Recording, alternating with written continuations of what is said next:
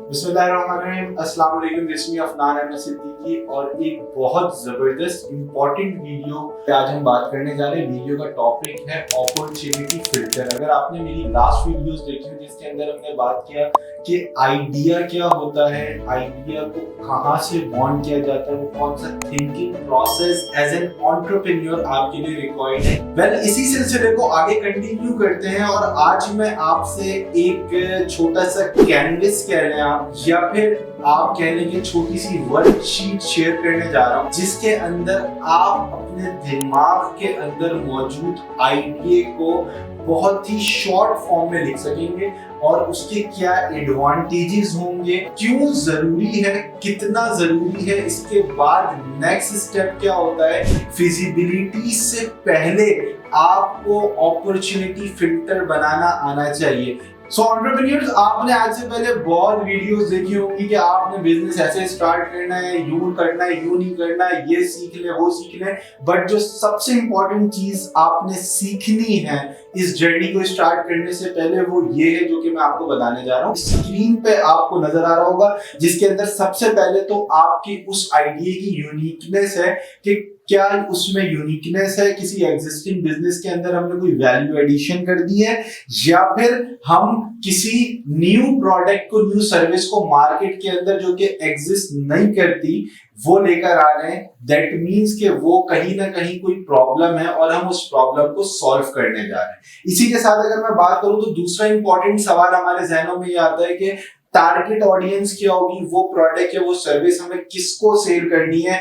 तीसरा important point ये कि आपका स्ट्रेटेजिक पार्टनर कौन होगा, बिकॉज जब भी आप कोई काम करने जाते हैं तो आप अपने साथ पार्टनर्स को इन्वॉल्व करते हैं, लोगों को इन्वॉल्व करते हैं, टीम बनाते हैं, नेटवर्किंग करते हैं। तो आपने किस तरह के लोगों के साथ नेटवर्किंग करनी है, किस तरह के लोगों के साथ काम करना है। आपका एक बहुत अच्छा बेस्ट फ्रेंड है बट वो आपके उस बिजनेस के लिए अप्रोप्रिएट नहीं है कहीं से, बट आप उसको जबरदस्ती कहते हो यार मैं काम करने जा रहा हूँ, आप भी मेरी हेल्प करो, बट उसके अच्छे रिजल्ट्स नहीं आते हो और आप कहीं ना कहीं जाके फ्लॉप हो जाते हो। तो ये आपकी गलती है कि आपने स्ट्रेटेजिकली उस बिजनेस को सामने रखते हुए उसके हिसाब से रिक्वायर्ड पार्टनर की आइडेंटिफिकेशन नहीं की। इसके बाद जो एक बहुत इंपॉर्टेंट सवाल है कि how will be the idea promoted, किस तरह से हमें इसको आगे प्रोमोट करना है जिसको हम मार्केटिंग और ब्रांडिंग की तरफ भी ले जा सकते हैं। इस वाले क्लॉज की जो डायरेक्शन है वो मार्केटिंग और ब्रांडिंग की तरफ है। इसके बाद जो एक और इंपॉर्टेंट सवाल है वो है कि what does it cost to move the idea forward, means कि आगे ले जाने के लिए क्या कॉस्ट रिक्वायर्ड होंगी, पर मंथ की क्या कॉस्ट होगी, पर क्वार्टर की क्या होगी, पर एनएम की क्या होगी।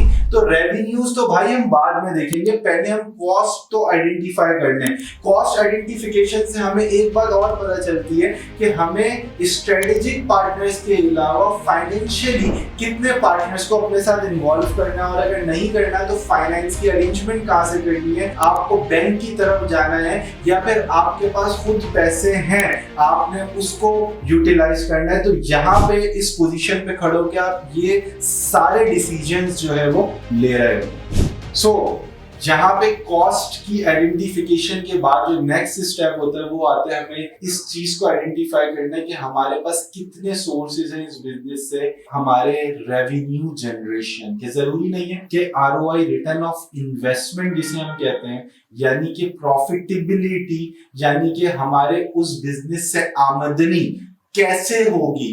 तो ऑफ कोर्स जो हम प्रोडक्ट और सर्विसेज आगे सेल कर रहे हैं उसी से होगी, लेकिन हमें यहाँ पे एक चीज का और ख्याल रखना है। समटाइम्स हमारे पास रिटर्न ऑफ इन्वेस्टमेंट के डिफरेंट पार्ट्स होते हैं, स्पेशली जब हम ई कॉमर्स पे ऑनलाइन काम कर रहे होते हैं, हमारे पास एक आरओआई नहीं होती, एक से ज्यादा आरओआई मौजूद होती है, बट हमें पता नहीं होता। तो वी नीड टू आइडेंटिफाई कि हमारे पास आरओआई के कितने वेज हैं, कहाँ से हम पैसों को जनरेट कर सकते हैं ताकि हम अपने गोल्स को मीट कर सकें। लेट सपोज अगर मैं बहुत ह्यूज इन्वेस्टमेंट कर रहा हूं और अगर मैं अपना रिकवरी टारगेट या ब्रेक इवन टारगेट को बहुत लंबा ले जाता हूं, तो यहां से आप अपने इन्वेस्टर्स और पार्टनर्स को अट्रैक्ट नहीं कर सकते, आपका बिजनेस फिजिबिलिटी पे ही फेल हो जाता है। तो इसको फेल होने से बचाने के लिए हमें आरओआई मॉडल पे बहुत डिटेल में काम करना पड़ता है और ये सोचना पड़ता है कि इस आरओआई को हम कैसे मैक्सिमम कर सकते हैं। मेरी एक एक्टिव आरओआई का जो पाथ है वो तो डायरेक्ट आपकी सर्विस या प्रोडक्ट सेल से बन जाता है, बट उसके पैसिव पाथ्स क्या क्या हैं, उसके अलावा हम कहां कहां से उसमें वैल्यू एडिशन और प्रॉफिट जनरेशन कर सकते हैं और इसको इंक्रीज कर सकते हैं। सो एंटरप्रेन्योर्स, आपको नजर आ रहा है स्क्रीन के ऊपर एक जबरदस्त सा कैनवस। कैनवस क्या है? एक वाइट पेपर के ऊपर आप ये समझेंगे कुछ आपके पास हेडिंग्स लगी हुई हैं, जिसके अंदर सबसे पहली हेडिंग है आपके इस कैनवस की, जिसको हमने नाम दिया अपॉर्चुनिटी फिल्टर। अपॉर्चुनिटी फिल्टर के अंदर हमारे पास है एक्शन प्लान कि कैसे हम इस आइडिया को एक्शन तक लेके जाएंगे। जहां पे आपने सिंपली कॉस्ट लिखनी है। कॉस्ट के अंदर आपके पास 1 वीक, 1 मंथ, 6 मंथ्स तक की कितनी कॉस्ट आएंगी। ऑफ कोर्स पहले वीक की कॉस्ट बिल्कुल अलग होगी, जहां पे आप अपनी प्रॉपर्टी, अपने स्पेस, अपने एसेट्स को जो है वो बना रहे होगे, जिसके अंदर आपकी इन्वेस्टमेंट कॉस्ट आएगी ज्यादा। इसके बाद 1 मंथ के ऊपर आपके पास अगेन इन्वेस्टमेंट कॉस्ट भी होगी और साथ में रनिंग कॉस्ट भी होगी। 6 मंथ्स तक आपके पास इन्वेस्टमेंट कॉस्ट भी होगी और रनिंग कॉस्ट भी होगी। It depends on you. यहाँ पे ये बात मैंने कैसे करी कि दोनों कॉस्ट पैरेलल चल रही होती हैं। यूजुअली हमारे यहाँ प्रैक्टिस ये है कि हम जब किसी भी बिजनेस को प्लान करते हैं और उसकी जो टोटल रिक्वायर्ड इन्वेस्टमेंट होती है उसको हम बिल्कुल इनिशियल फ्रॉम द स्क्रैच नहीं करते हैं, बल्कि हम उसमें से 70-80% इन्वेस्टमेंट करते हैं और फिर हम ये वेट करते हैं कि हमारे पास कुछ रिजल्ट्स अच्छे हों first week, first month, second month, third month तक। उसके साथ साथ हम बाकी चीजों को एड ऑन करते रहेंगे। समटाइम्स ये बहुत अच्छा डिसीजन भी होता है और समटाइम्स ये बहुत बुरा डिसीजन भी बन जाता है, क्योंकि आपको ये आइडेंटिफाई करना होता है कि जो आपकी बेसिक नेसेसरी कॉस्ट है वो आपको हर हाल में लगानी है, वो पैसा आपने हर हाल में लगाना है। अगर आप किसी नेसेसरी एसेट को या किसी नेसेसरी कॉस्ट को डिले करते हैं तो वही चीज आपके बिजनेस की फेलियर की वजह भी बन जाती है। तो इसी के साथ साथ इसके नीचे हमें नजर आ रहा है टारगेट ऑडियंस। टारगेट ऑडियंस आपने आइडेंटिफाई करनी है जो आपकी मेन टारगेट ऑडियंस होगी, ठीक है। एक्टिव टारगेट ऑडियंस इसे हम कह सकते हैं। इसी के साथ साथ पैसिव टारगेट ऑडियंस भी होती है। जब हम अपनी मार्केटिंग, प्रमोशन, ब्रांडिंग को कवर कर रहे होते हैं तो हमारे पास दोनों तरह के टारगेट्स होते हैं। एक वो पब्लिक होती है जिसे उस सर्विस की नीड होती है, उस प्रोडक्ट की नीड होती है, जिसके लिए वो बिजनेस जो आप करने जा रहे हो वहां पे एक मार्केट गैप और प्रॉब्लम है। दूसरा वो जिसके पास उसका कोई ना कोई ऑल्टरनेटिव मौजूद है, बट आपने उसका माइंडसेट चेंज करना है अपने प्रोडक्ट के लिए। आपने उसको ये समझाना है कि मेरा प्रोडक्ट, मेरी सर्विस ज्यादा अच्छी है आप जो ऑलरेडी यूज कर रहे हो उसके मुकाबले में। और इसके साथ साथ हमारे पास नेक्स्ट पे है प्रमोशन। हमें प्रमोशन देखनी है कि प्रमोशन के लिए हमारे पास फौरी तौर पे जो रिक्वायर्ड बजट है हमारा, जो कि इनिशियल इन्वेस्टमेंट है, उसमें से 30%, 20% जो भी पार्ट हमारे दिमाग में है कि हम प्रमोशन के लिए रखेंगे, तो आपने प्रायोरिटाइज करना है यहाँ पे उन प्लेटफॉर्म्स को। लेट्स सपोज आप कहते हो मेरी प्रोडक्ट सबसे ज्यादा जो है वो सोशल मीडिया से सेल होती है, तो आपके पास बड़े प्लेटफॉर्म में से इंस्टाग्राम और फेसबुक है, जो कि तकरीबन एक साथ ही दोनों ऑपरेट करते हैं। तो आपने उसका बजट रखना है। अगर आपने कोई उसके पम्फलेट्स बनवाने हैं, कोई डिस्ट्रीब्यूशंस करवानी है, बैनर्स बनवाने हैं, स्ट्रीट बैनर्स बनवाने हैं, या फिर आपने उसकी एसईओ करवानी है, सर्च इंजन मार्केटिंग करवानी है, तो आपके पास आज की डेट के अंदर मार्केटिंग बहुत बड़े लेवल के ऊपर एक इंडस्ट्री है और आप इसमें जितने पैसे डालो एज एन एंटरप्रेन्योर आप कभी भी सेटिस्फाई नहीं होते। तो आपने उसको मेंशन करना है यहाँ पे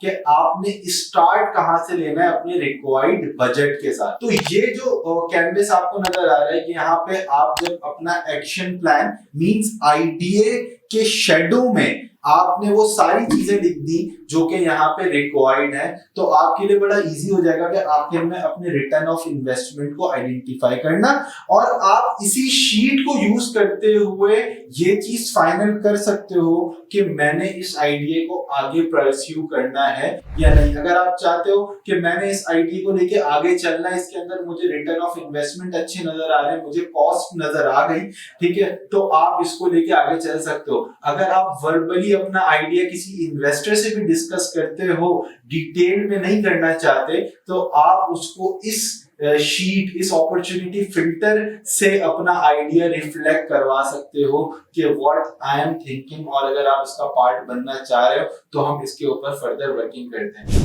सो entrepreneurs, this is the video जो कि एक बड़ा बेसिक और इम्पोर्टेंट स्टेप है। मुझसे बहुत सारे स्टूडेंट्स ये पूछते हैं सर हमें स्टार्ट कहाँ से लेना है। तो मैं आपको ये बता दूं अगेन कि आपने इस वीडियो को देखने के बाद अपने आइडिया को इस शीट पे लेकर आ जाना है। टीम बिल्डिंग से पहले आपने ये काम करना है, अपनी टीम बाद में बनानी है। बिकॉज जब आपके सामने एक प्रैक्टिकल रिजल्ट होगा जिसके अंदर आपके पास वैल्यूज इन फिगर्स लिखी होंगी कि कितने पैसे लगाने हैं, किसको सेल करना है, कहाँ से सेल करना है और कितने टाइम में इसके कितने एक्सपेक्टेड रिटर्न ऑफ इन्वेस्टमेंट आना है, तो फिर आप यहीं से आइडेंटिफाई करते हो कि मेरे लिए कौन सा स्ट्रेटेजिकली बेस्ट पार्टनर है, कौन सा फाइनेंशियल बेस्ट पार्टनर है, कब स्टार्ट करना है, कैसे स्टार्ट करना है और किन लोगों को ये आइडिया पिच करना है,